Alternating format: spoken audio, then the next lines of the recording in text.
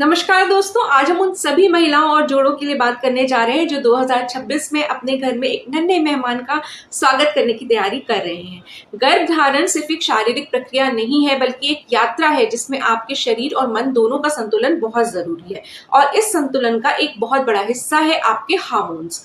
Hormones हमारे शरीर के वो छोटे छोटे संदेशवाहक होते हैं जो हर चीज को नियंत्रित करते हैं, खास करके प्रजनन क्षमता को। अगर आपके हार्मोन संतुलित नहीं है तो गर्भधारण करना मुश्किल हो सकता है, और अगर हो भी जाए तो गर्भावस्था को बनाए रखना चुनौती बन सकता है। इसलिए आज मैं आपको 5 ऐसे जरूरी आदतों के बारे में बताऊंगी जिन्हें अपनाकर आप अपने हार्मोन्स को संतुलित कर सकती हैं और 2026 में एक स्वस्थ गर्भधारण के लिए खुद को तैयार कर सकती हैं। तो चलिए इस महत्वपूर्ण जानकारी को विस्तार से समझते हैं। पहली जरूरी आदत है संतुलित और पौष्टिक आहार। आप जो खाती हैं वह सीधे आपके हार्मोनल स्वास्थ्य को प्रभावित करता है। प्रोसेस्ड फूड, अत्यधिक चीनी और अस्वस्थ वसा का सेवन इंसुलिन प्रतिरोध को बढ़ा सकता है, जिससे पॉलीसिस्टिक ओवरी सिंड्रोम, पीसीओएस जैसी स्थितियां बिगड़ सकती हैं और ओव्यूलेशन अनियमित हो सकता है। आपके शरीर को स्वस्थ हार्मोन बनाने के लिए सही पोषक तत्वों की आवश्यकता होती है। उदाहरण के लिए स्वस्थ वसा जैसे कि एवोकाडो, नट्स, बीज और जैतून का तेल हार्मोन उत्पादन के लिए महत्वपूर्ण है।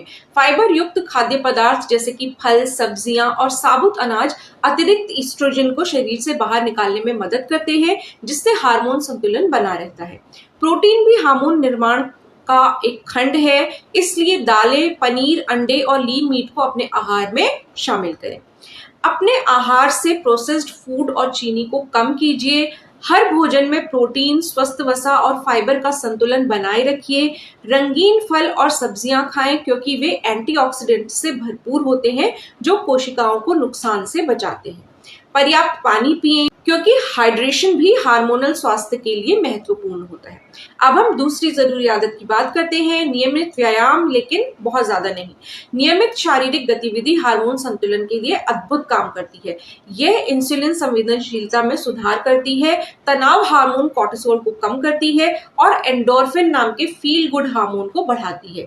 ये सब आपके प्रजनन स्वास्थ्य के लिए बहुत फायदेमंद होता है। हालांकि यहाँ एक बात महत्वपूर्ण है कि अत्यधिक व्यायाम करना अक्सर उल्टा असर कर सकता है।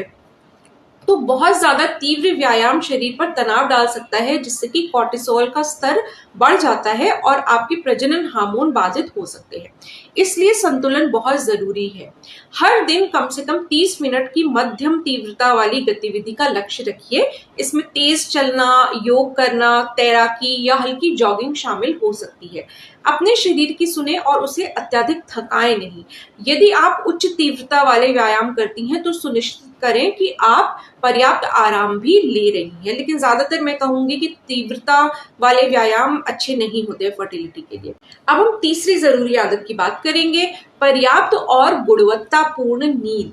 नींद हमारे शरीर के लिए एक रीसेट बटन की तरह है। हम जब सोते हैं तो हमारा शरीर खुद को ठीक करता है, मरम्मत करता है और हार्मोन का उत्पादन करता है। नींद की कमी आपके कोर्टिसोल और इंसुलिन जैसे हार्मोन को बाधित कर सकती है, जिससे तनाव और वजन बढ़ने जैसी समस्याएं हो सकती हैं, जो दोनों ही प्रजनन क्षमता को प्रभावित करती हैं। आजकल के व्यस्त जीवन शैली में नींद अक्सर पहली चीज होती है जिसकी हम अनदेखी करने लगते हैं। लेकिन एक स्वस्थ गर्भावस्था के लिए पर्याप्त और गुणवत्तापूर्ण नींद लेना बहुत जरूरी है। हर रात 7 से 9 घंटे की गुणवत्तापूर्ण नींद लेने का लक्ष्य रखिए। सोने का एक नियमित कार्यक्रम बनाएं, यहाँ तक कि सप्ताह अंत में भी। सोने से 1 घंटा पहले स्क्रीन यानी कि मोबाइल, लैपटॉप, टीवी, इन सबसे दूर रहिए। अपने बेडरूम को अंधेरा, शांत और ठंडा बनाए रखें। यदि आपको नींद आने में परेशानी होती है तो सोने से पहले गर्म पानी से स्नान करें या ध्यान का अभ्यास करें।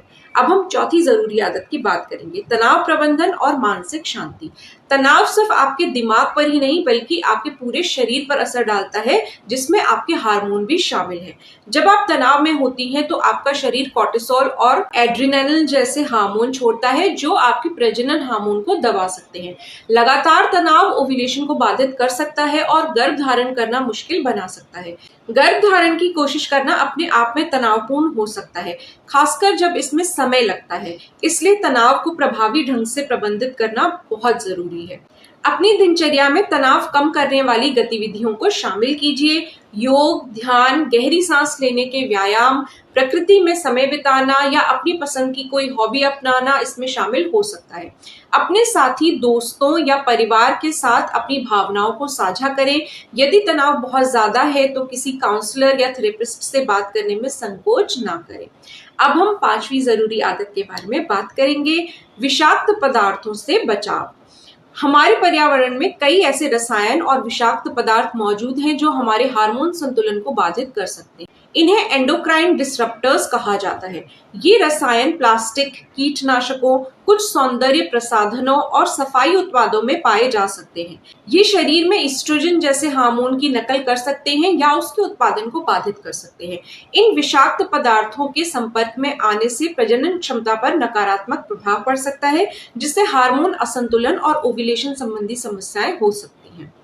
प्लास्टिक के बर्तनों में खाना गर्म करने से बचिए और प्लास्टिक की बोतलों की बजाय कांच या स्टेनलेस स्टील का उपयोग कीजिए। जैविक यानी कि ऑर्गेनिक खाद्य पदार्थों का सेवन करें ताकि कीटनाशकों के संपर्क में कमी आए।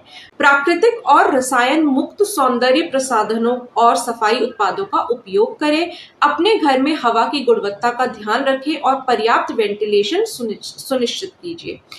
तो दोस्तों, 2026 में मां बनने की अपनी यात्रा को शुरू करने से पहले इन 5 जरूरी आदतों को अपनाकर आप अपने शरीर को अंदर से तैयार कर सकती हैं। हार्मोन संतुलन एक स्वस्थ गर्भावस्था की नींव है और इन आदतों को अपनाकर आप अपनी प्रजनन क्षमता को बढ़ा सकती हैं। याद रखें, यह एक यात्रा है और हर छोटा कदम मायने रखता है। धैर्य रखें, अपने शरीर की सुने और सही जानकारी के साथ सही कदम उठाइए।